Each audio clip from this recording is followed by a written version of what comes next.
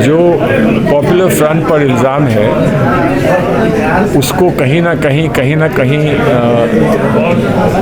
शिद्दत पसंद और कम्युनल का सोच से जोड़ा गया है और हमारी पार्टी ने इसको साफ कहा है कि जो भी कम्युनलिज्म का सहारा लेता है, चाहे वो अक्सरियत में हो चाहे वो अक़लियत में हो, हम उसको जड़ से उसको बुनियादी तौर पर उस पर लोग मोहन भागवत से मुलाकात कर रहे हैं हुकूमत के ज़िम्मेदारों से और कह रहे हैं कि 2024 में भी बीजेपी की सरकार बनेगी, तो बेहतर है हुकूमत से राब्ता बहाल किया जाए, अपने काम को निकाला जाए।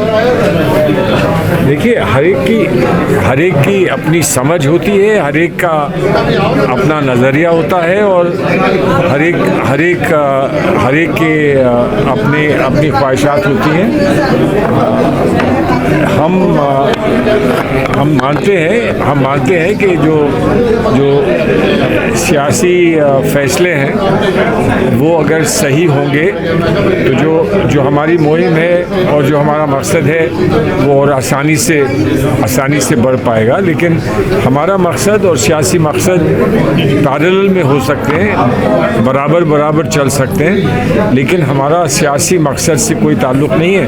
अब जैसे मैं हूँ, ये अदीब भाई हैं, हम लोग सियासत में भी हैं, हम अपने सियासी जमात में जाते हैं तो वहाँ सियासी जो भी हमारी तरतीब है उस पर हम गौर करते हैं।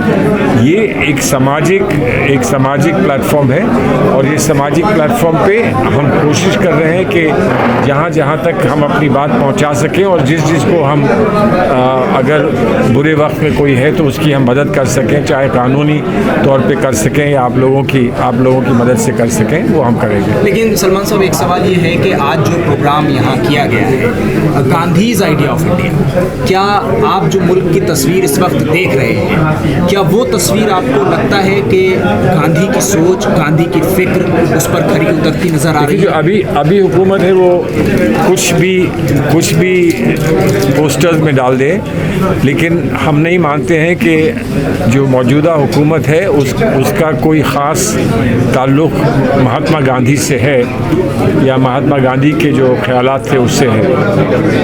तो अगर महात्मा गांधी को वो नहीं मानते हैं तो वो फिर आइडिया ऑफ इंडिया को क्या मानेंगे? आइडिया ऑफ इंडिया हमारे लिए महात्मा गांधी का आइडिया है और उसके बहुत सारे पहलू हैं, लेकिन जब वो महात्मा गांधी को नहीं मानते हैं तो फिर वो उनके आइडिया ऑफ इंडिया को क्या मानेंगे? अब ये उनका नज़रिया है, हमारा कुछ और नज़रिया है। लोकतंत्र में, डेमोक्रेसी में, जमहूरियत में लोगों की अपनी राय होती है, वो आवाम के सामने पेश होती है वक्तन और आवाम फिर अपना फैसला सुनाते हैं। सलमान साहब, आपकी जो किताब है सनराइज ऑन अयोध्या, उसमें आपने बाबरी मस्जिद के जजमेंट के ताल्लुक से लिखा हुआ है कि वो जज को यही फैसला करना था, एक तरह से अपने फैसले को दुरुस्त ठहराया है।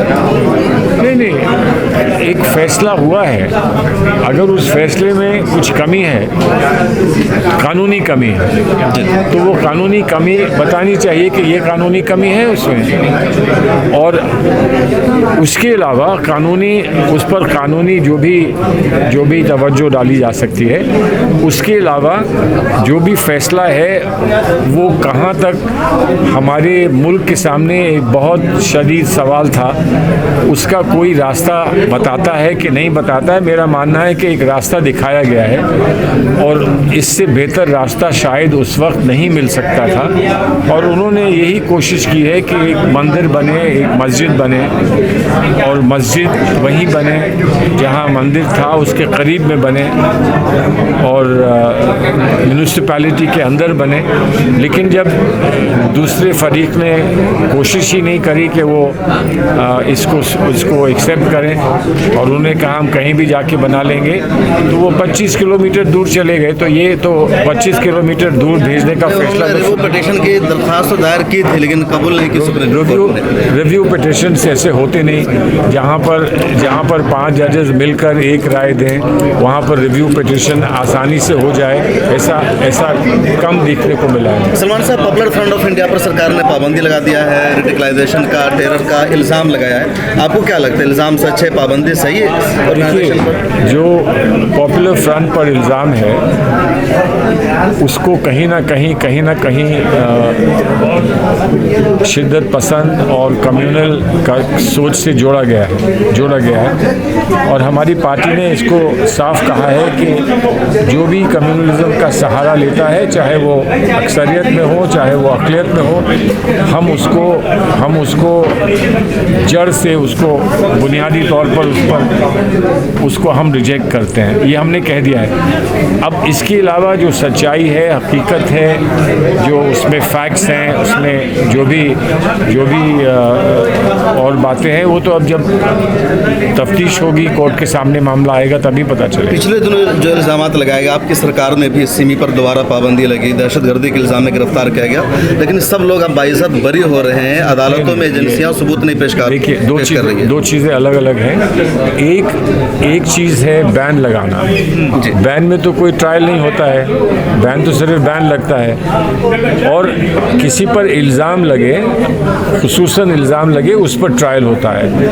अब ट्रायल में आप देखें कि हिंदुस्तान में जो क्रिमिनल केसेस हैं, उन टोटल क्रिमिनल केसेस में जो कन्विक्शन रेट है वो कितना है? 6% कन्विक्शन रेट है। इसमें हो सकता है कम हो और कम हो, तो वो तो एक जनरल मसला है कानून का। वो मसला आप सिर्फ एक ख़ास किसी कानून से जोड़कर नहीं कह सकते हैं, जबकि हर जगह यही मसला आ रहा है। पुलिस का इन्वेस्टिगेशन में कुछ कमी रह जाती है, बड़ा लंबा वक्त लग जाता है, विटनेसेस जो हैं वो नहीं बचते, जो विटनेसेस होते हैं वो मुकर जाते हैं। तो ये बहुत सारे मसले हैं, इसको कब हम हल कर पाएंगे? आखिरी सवाल, कांग्रेस को लेकर के लोगों को शक है कि जब राहुल गांधी से, सोनिया गांधी जी से NIA ED पूछताछ करती है तो आप लोग सड़कों पर उतरते और कहते हैं कि ये हुकूमत की तोता है एजेंसियाँ, लेकिन यही PFI पर बैन लग रहा है, दूसरों पर एक्शन होता है तो आप लोग खामोश रहते हैं। या कहते हैं कि सही फैसला है? मैं इस वक्त आपसे बात कर रहा हूँ क्योंकि आप प्रेस के हैं जी। अब बाहर कोई मुझे रोक के बात करेगा तो शायद ना करूँ।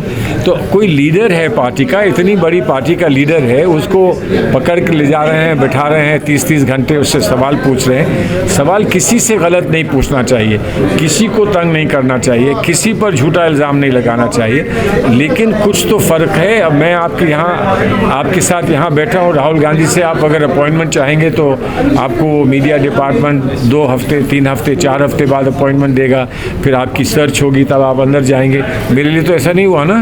तो हम लोगों की हर एक की अपनी अपनी हैसियत होती है, उस हैसियत के मुताबिक जो भी होता है वो करते हैं।